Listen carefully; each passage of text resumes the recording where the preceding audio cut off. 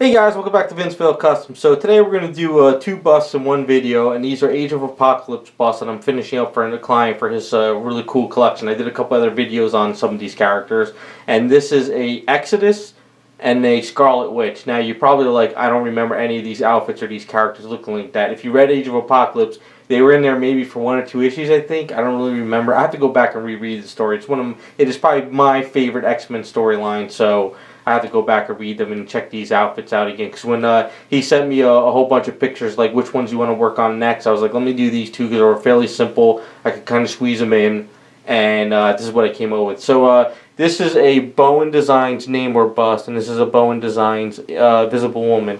And I think it worked out pretty good. Visible Woman was a little bit damaged. The Namor was fine, just had to strip off the paint. So what we'll do is we'll start off with Exodus, and then we'll go on to Scarlet Witch. This way I could kind of explain how I did her powers. So if you know Exodus, he was Magneto's like right-hand man, I think, there for a while. I don't really remember too well. Wasn't really ever interested in the character. Definitely from the 90s. So the only really like throwback with the outfit, I guess, would be like the hair. But you know, the red and blue outfit, he really didn't have that. He had more of like a purplish outfit with like what was it, like a white cape on, and then he had these like really gold wings or something. So the only throwback I could really do for him on the X, since we're doing these throwbacks for the 616 universe, is what I did is I did the purple fade and I did the little bit of the wing. I really don't have much you know, space down there to do something really good, so that's kind of what we came up with, and it kind of worked out pretty good. So the way I sculpted him up was I chopped him off the original base, put him on the Age of Apocalypse base, and then what I did is first thing is I did the blue lines on his chest, then I did the cuffs on his shoulder pads, I worked out the gloves, the neck, the parts on his biceps, and then I did the hair with the earpieces. And the hardest part pretty much was putting a brass rod and bend it, and then I worked out hair sculpt around it. And I left this open, so I figured I would tie a rope around it and glue it on at the end, just to make it a little bit different. But I mean, it's pretty much really out there. So like I said, if you read Age of Apocalypse, you probably know the character a little bit better. If you read X-Men in the early days and you know Exodus, of course you would probably know him a lot better. But really, like I said, I really didn't know the character too much, but I got to go back and read these books and check this out. So that's Exodus from Bowen Designs Namor bust. Now on to the Scarlet Witch. Now this was the Invisible Woman bust, and in the beginning I was like, I don't know if this is going to really work that well, but after I did all my chopping and I took out, you know, the original hair, I rebuilt the neck and the back of the head, I rebuilt the fingers, because her fingers weren't like that, they were actually missing, so I rebuilt the fingers on her. And I did the headgear, I did the hair and all that, chopped off the base that she came with and added this base. Now we just did a throwback to her 616 version, but on her 616 version she has more curly flowing hair, and then she's also got the hair underneath the two pieces there. So that's kind of what we did. It's really kind of hard to come up with something for each character in that little X, but I think it worked out pretty good. Now on to her powers. You're probably like saying, how did you do these powers? Now these powers are pretty much epoxied, like that. You know, like those syringe stuff you get where you put the A and B together and you mix together and it's like a clear syringe.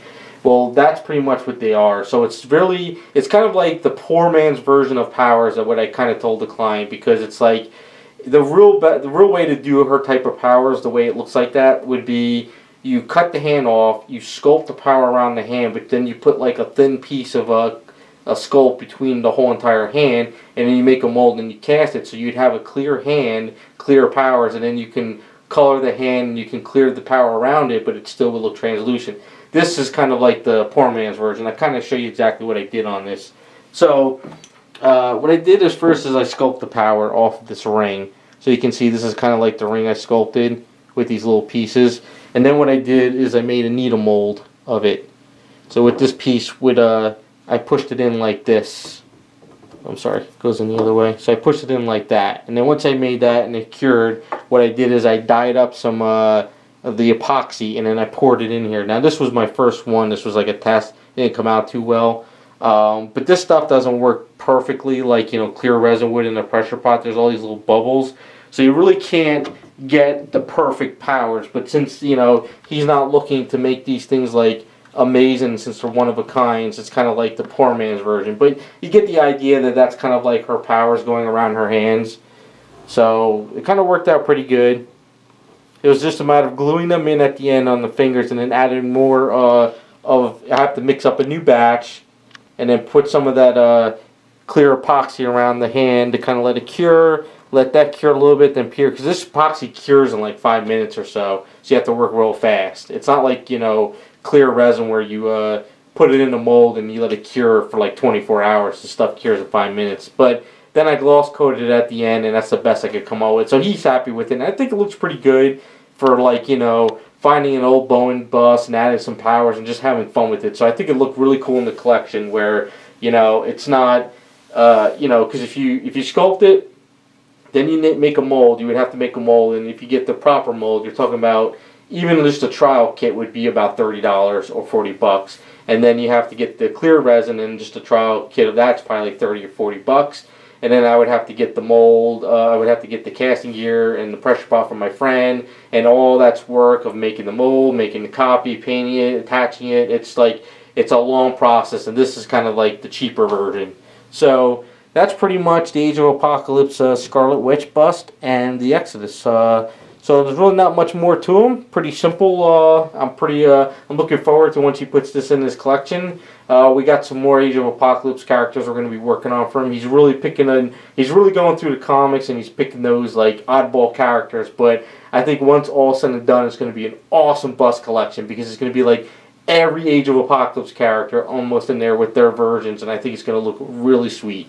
So thanks for watching, guys, and we'll be back with some more videos.